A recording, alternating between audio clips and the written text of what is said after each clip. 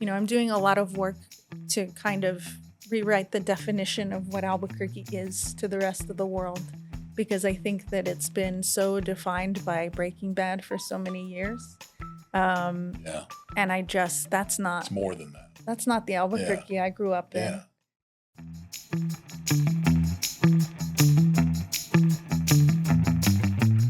Welcome to the Viva New Mexico vodcast. I'm your host, Jamie P. Joining us in the studio today is the world-ranked slam poet, indie filmmaker, actor, singer-songwriter, producer, activist, the passionate and talented Gigi Bella. Gigi, thanks for stopping in. Thank you for having me. You bet. First, I'd like to talk about your Hollywood and film experience. You made your feature film debut in Eddington alongside a massive star cast. How did transitioning from the control of a one-woman stage musical to a major Hollywood production alter your perspective as an actress? Big question. Well, I had never really worked in film prior to that. I've been a stage actress most of my life. I've done a lot of musical theater, community theater, you name it, and then transitioned into poetry. And the industry's been here, much of my life here in New Mexico. But I just never made the leap. Lots of folks my age were getting agents and going out and really pursuing that. And I just never made the shift. And I talk a little bit about why that is in my most recent book that I wrote. A lot of things to do with, social perception and typecasting and people seeing you a certain way. And I really wanted to make my own path outside of that. Um, and what ended up happening is that I needed money for my one woman show. So I started doing background work and looking for just any casting calls I could find. And I found a casting call for Eddington on Facebook. Facebook, Um, all places. of all Yeah. places. Yeah. And it just looked like all the other ones where you send your Yeah. pictures and you say, this is me, I'm this tall, whatever it is. They didn't say what it was for. They said they were looking for tattooed nose pierced hooligans. And I was like, I fit that. So I sent in for it just thinking it was like the other stuff I had worked on.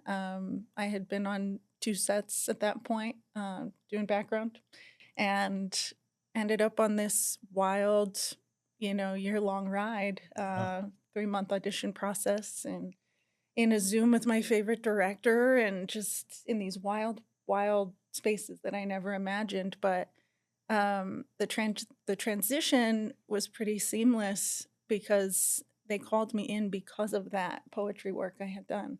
And they researched me and they saw that, they were looking for somebody with a background in speaking up for what you believe in. And that is what I do.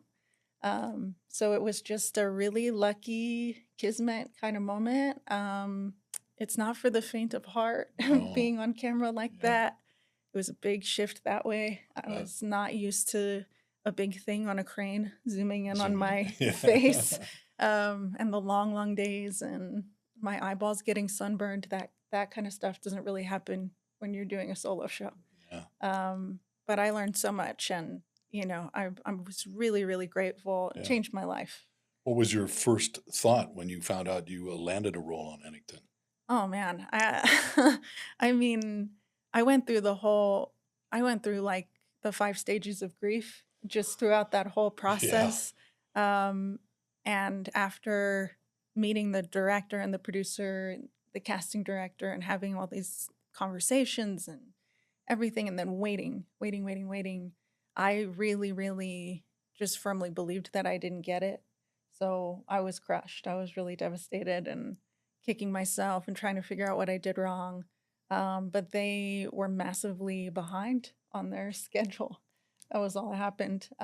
So it all kind of happened overnight that they pinned me and got my availability, and then I was offered the role, and they were like, "Great, can you be here next week?" Yeah. And it was like nothing I've ever felt. I really could not believe it. Like what a gift to have access to Yeah. that, you know. Yeah. Who was the biggest sweetheart on the Eddington movie set? Oh man. Joaquin Phoenix is pretty nice. Yeah. He's a cool guy. He asked about my tattoos. He was engaging. There were about 11 of us who were different like young actors from all over who were kind of getting their break in this movie. And that was a cool thing that our director Ari kind of instilled. He pulled a lot of these young people of color and young activists and people who were just starting out. So we had that opportunity to work on a huge major film in this big pivotal scene.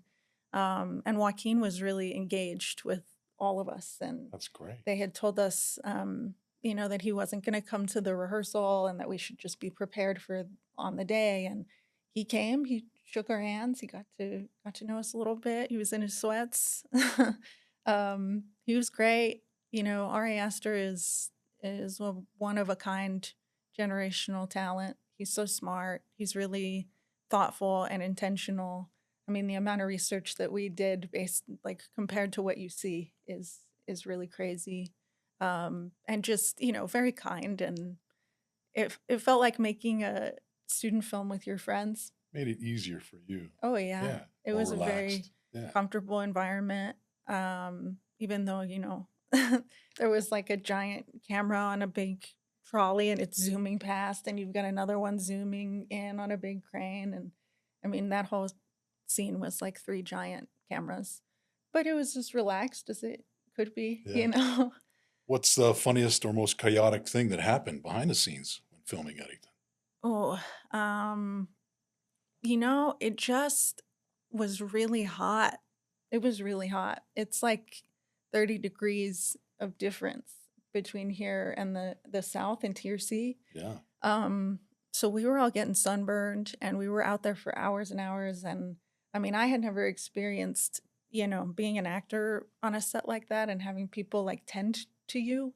So in the heat, they would stop because they were trying to get the clouds to line up in the shots because there were clouds that were moving so quickly and they'd move and then it would be blazing and they wanted the blazing. So in the moments that the clouds were moving over, you just see this like storm of people descend on all of us, and they've got an umbrella and they're spraying you Fans. with a sunscreen and fans and a mister, and they're like, drink this Gatorade. And Oh you my have goodness. 15 seconds. We were just chugging Gatorade. There were 200 background actors that day, and they were wrangling us and them. And I mean, it was a very, very chaotic thing to shoot. It was also a protest. So, you've got a cop in riot gear and Yeah. you've got Joaquin dressed as a sheriff. They've got guns in their holsters. It was very like high tension. And we were shooting a Black Lives Matter protest. So it was really like we'd go and the whole thing was just mass chaos. And then, of course, doing it in silence is also Yeah. very weird and chaotic. But all things considered, pretty smooth outside of those things. Well, that's good. Yeah. That's good. You're known for your iconic bathroom selfie casting story. Yeah. What is your best yeah. advice for taking the perfect mirror selfie? Great question, Jamie. Great question. Those, I think what landed me the role is that my mirror was really dirty. I don't know. Dirty mirror, huh? Yeah, I just looked like what they were looking for. I don't know. I sent like 4 pictures and I had a different hair color in all of them. And it was not, I clearly didn't have an agent. It was not a thing that anybody would ever tell you to send.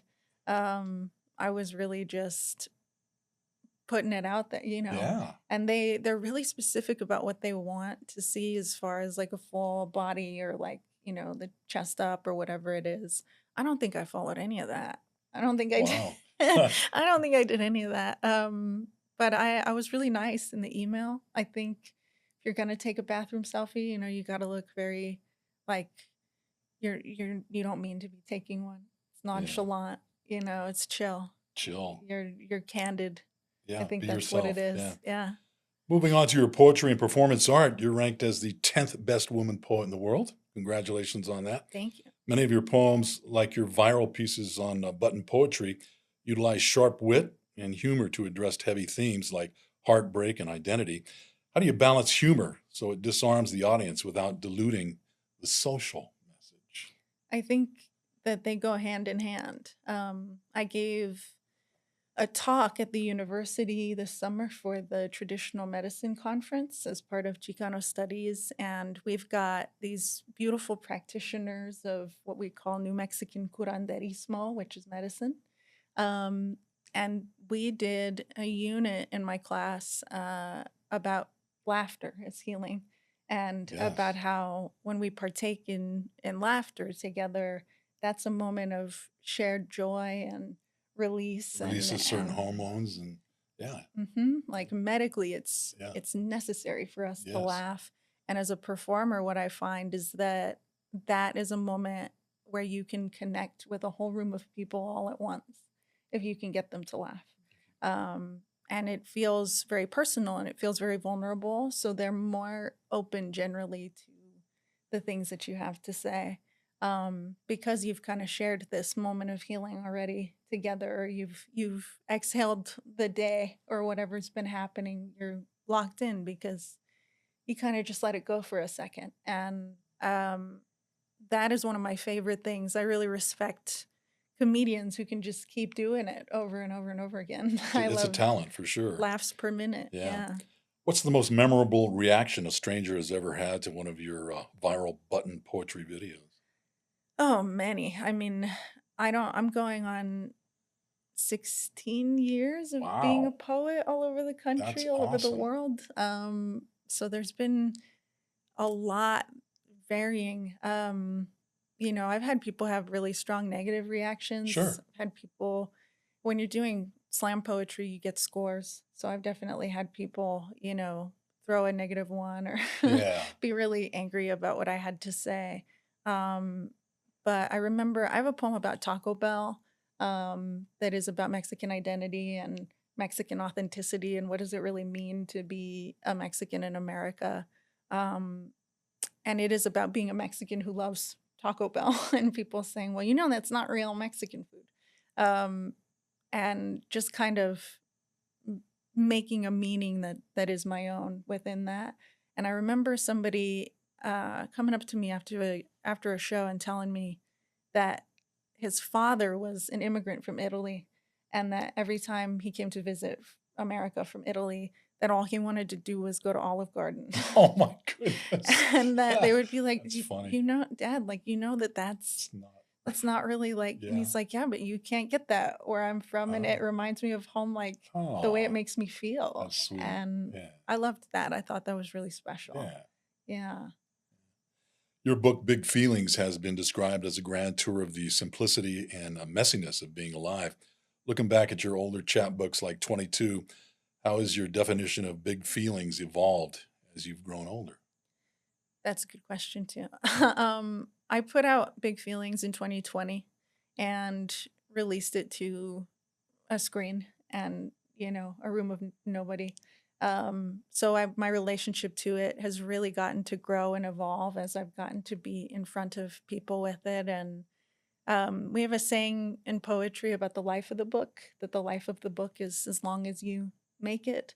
There are folks who will release a book and then the next year they've got another one and they just kind of keep it moving that way. And for me, Big Feelings has been a journey for the last 6 years. I most recently, like just recently, performed the one woman show version of it for the last time. Um, when I started it, I never knew it would become a one woman show, much less take me all the way to Scotland, Yeah. um, which was crazy. I think when I started it, I really was just collecting a bunch of my poems that I had written while I was living in New York. Um, and it was very like self-focused. It was very much about just what I was feeling and going through and thinking right at that moment in time. And as I've grown through it, I've been able to see like the underlying, like socially, mentally, emotionally, what is that for any young woman like me in the place where I live or in the spot that I'm in. And for me now, that book is really about um, facing racism the most times in my adult life in my intimate partner relationships, which I couldn't really make sense of when I was writing it or when it was first coming out. But I see that really clearly now that that was a massive part of why I was struggling. I was looking for things in the wrong places and they were hurting me. It's a good thing you Um, got it out.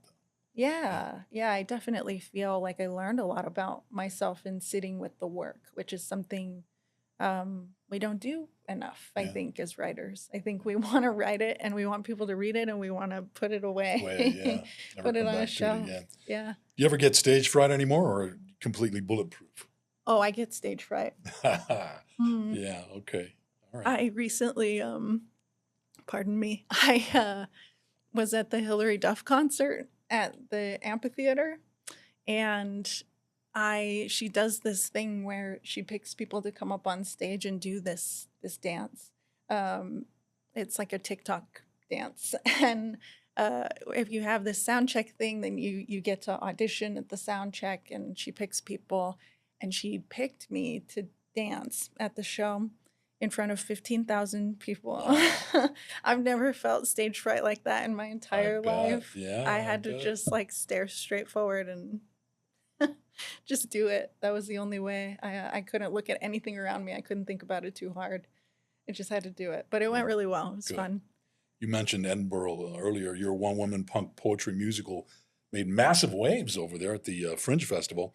What was it like translating highly specific Southwestern stories to an international European audience? It was really cool. It was neat to talk to people who had no concept of where I'm from and to Yeah. kind of see them cock their heads and hear their questions afterwards, to answer questions about green chili and burritos. They're like, "What's a burrito?" It's an And enchilada. I was like, "I'm sure you have burritos." And they were like, "You mean a wrap?" I was like, Oh, "No, I no. don't mean a wrap." Yeah. Um, and yeah, I think I had a lot of interesting cultural conversations. I had a lot of people ask me why, like, certain political things here are such a big deal. It Yeah. was interesting to explain that and traverse that. Um, there was a gentleman, so I was doing a show in this really old theater that was upstairs, and there was a show going on downstairs at the same time. And it was another young woman doing a one woman show, a young Scottish woman. And her dad used to come up and peek in on what we were doing upstairs because they could hear the band. And he stopped me one of the times. I have all these massive costume changes and things I do. And at the end, I have this outfit that's an ode to Selena.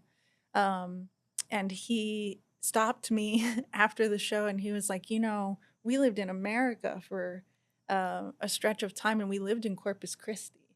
And I saw that you were doing Selena. You were doing Selena at the Fringe Festival in Edinburgh. And what a beautiful thing you're doing, sharing her legacy with us. And Yeah. I was so happy to hear Selena downstairs. That is And awesome. that it's just crazy. We're more connected than we even know. Yeah. So that was really special. One world. Yeah, one world. During the pandemic, you directed and produced a virtual COVID-safe adaptation of Jason Robert Brown's The Last 5 Years. Mhm. How did navigating those heavy digital constraints reshape how you think about community theater in Albuquerque?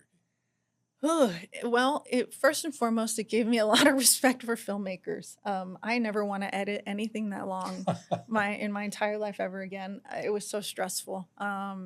Really, kudos to the people who make the thing come together as a thing. But it definitely opened my eyes to a lot of the ways that we can utilize technology in community theater. I've always been a big advocate of casting outside of type, of like telling the story a different way. I directed an immersive production of In the Heights some years ago, so I like to take material and do something different with it than its original presentation.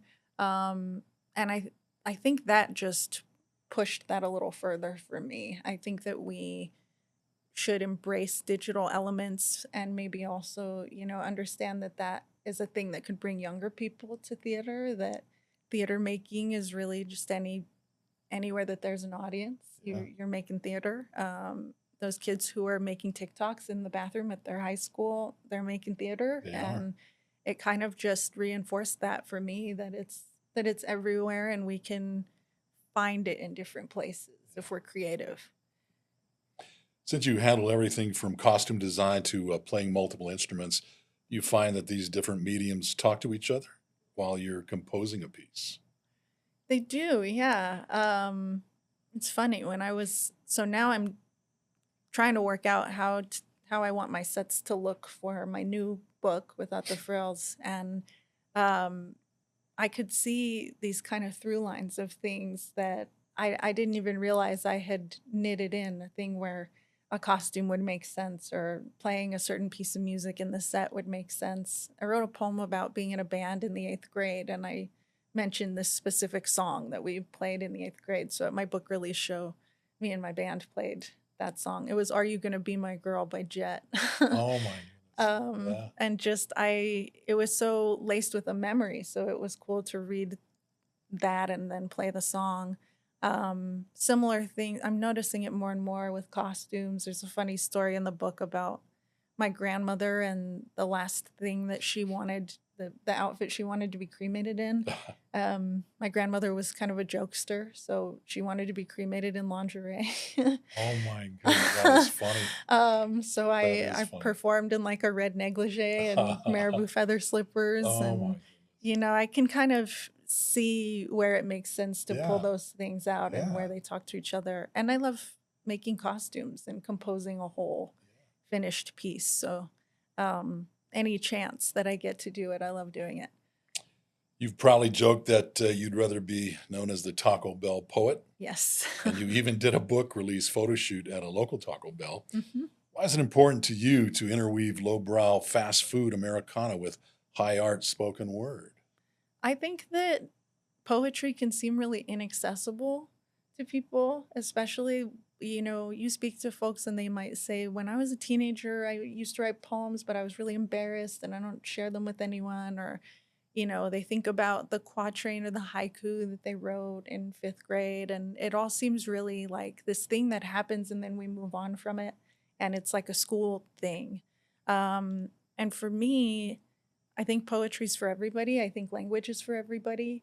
I think there's poetry in everything that we do, and there's poetry in Taco Bell. I agree. Um, I think that for me, that's a way to open a door that otherwise wouldn't be open to people who maybe don't know that they love poetry or are a poet, that they have the capability to be one. Um, you know, it's a way to grip people the same way that laughter is, I think. Yeah. Yeah, I can see that. How has the physical landscape and artistic community of Albuquerque kept you grounded as your career expands internationally? I think home will always be home. I think I know that I'm not special for being like a punk teenager 20 something who hated my hometown and was very Yeah. loud and proud about like not wanting it was too small and I didn't want to be here and I felt constrained, and I had to grow through that too and realize really how special and amazing and um, beneficial it's been to grow up here and be from here, and Your roots are special. how unique of an experience that is. This is a really special, magical, enchanted place. Yes. You talk to people in other parts of the country, and they don't know anything like a sunset here, or what it is to really have our specific corner of culture. Um, that's why, I'm doing a lot of work uh, to kind of rewrite the definition of what Albuquerque is to the rest of the world, because I think that it's been so defined by Breaking Bad for so many years. Um, Yeah. and It's more than that. that's not the Yeah. Albuquerque I grew up in. Yeah. And it's really, I think when you look back on it with that kind of a lens, you can really point to the things that are like, well, but what about this thing? Or what about, when you wake up in October one morning and the sky's full of balloons, what about that? Yeah. Point. There's a way people treat each other. There's an accent. There's a handshake. There's just things you can't get anywhere else. It's really special. Yeah. From your love of Wes Anderson movies to performing on stage, as you mentioned Hilary Duff after replicating her dress, your personal style is unapologetically vibrant. How does dressing up in sparkly outfits serve as a shield or a megaphone for your activism? Ooh, well, I think again, it's like a door, right? I think that one of my favorite things is when I'm out in public and I see like a little girl or a teenager kind of get their eyes get big like saucers. They look at me and they see that I'm cool to them, and it gives them permission. It gives them permission to go and be however they want to be. And I think that that is kind of the root of like deep activism, is just all of us being able to exist fully exactly how we are. For me, Selena was a huge inspiration, like I mentioned, and she wanted to be Madonna. She wanted to be a lot of these pop stars that were accessible and in the world, but there was no Mexican Madonna. Yeah, there wasn't. And Yeah. she gave me Yeah. permission by being sparkly. She was a fashion designer. I take a lot after her. So I love being that person for other people. I think there are lots of ideas again about what a Mexican in America or a Mexican woman is. And that woman often is in an apron rolling a tortilla or looks a certain way to somebody somewhere. And I really want to break that apart. I don't think that that's real. I think that we look all kinds of different ways, and sparkly is just my default setting. Yeah. That's how I look. That's just Extra me. added importance, man. Do Yeah. you have any exciting projects coming up? I do. So right now, I am currently performing and doing readings and signings around town for my book for Without the Frills, which is a lot of my poems from the set of Eddington and from the sets of Pluribus and Ransom Canyon. It's also a capsule of New Mexican stories and preserving stories of those who have passed on, kind of showing where we can place our emphasis on storytelling, Yeah. where it has been, where it could be. So I am doing a lot of shows around town for that. I'm going to get to do a big Barnes and Noble signing in October, which will be really cool. I can't make a formal announcement about what exactly just yet, but you might see me at the launch pad in October for an event that they like to do We might see you. for Night of the Living cover bands, All right. maybe, which I'm very excited about. Let us know. Yeah, and I'll be getting my master's degree this year. Congratulations. So that is the project. Yes. And it's about all the same film and television stuff. I want to reshape how the industry and the rest of the world see us through film and media. Yeah.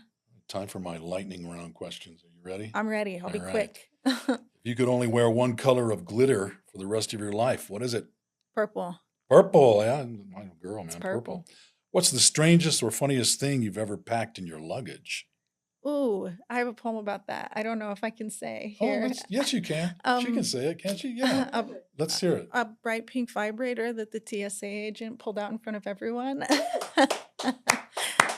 I wrote a poem about that. All right. You can look it up. All right. He didn't take it from me. He just kind of looked at it like it was alien and put it back. And I was like, I'm just a proud woman, sir. Yeah, really. That's Nothing really all wrong it with is. that. Nothing wrong with that. Nope, not at all. If you had to choose a theme song to play every time you walked into a room, what would it be? Beady Beady Bum Bum by Selena. What is your absolute favorite spot in Albuquerque to go to when you need inspiration? Oh, that's a good question. What is my favorite spot to go to when I need inspiration? I'm going to be cheesy. My parents' house. That's not cheesy. I love to go to my Yeah, parents' I house can see and that. I Yeah. get storytelling That's from where my you grew mom. up. Yeah. So Where you grew I up. love my mom telling stories and us laughing together and me beating everyone at board games. Going back to basics right there. Yeah. How would you describe the Albuquerque art scene to someone who has never visited New Mexico? I would describe it as completely singular. I think that it's all its own. I think there's nothing like it. As a competitor, we have brought home a trophy from the National Poetry Slam twice in history. Twice. Wow. Which is out of all the teams That that go. is great. And I was on one of those teams. We have some of the best storytellers in the world right here. Yeah. Very proud to do. be a part of that Yeah. cohort. Yeah. That's awesome. Yeah. New Mexico is considered to be the chili capital of the world. What's your preference, red, green, or are you a Christmas style kind of girl? I like green. All right. I Roasted know green. everyone's Christmas, but I like green. I love the way it smells. I love Yeah. it when it kind of gives me a headache because I can smell it and it's really hot. Yeah. It's good. Is there anything I might have missed that you'd like to cover? I just want to shout out the UNM Chicano Studies Department. That's where I'm getting my master's degree.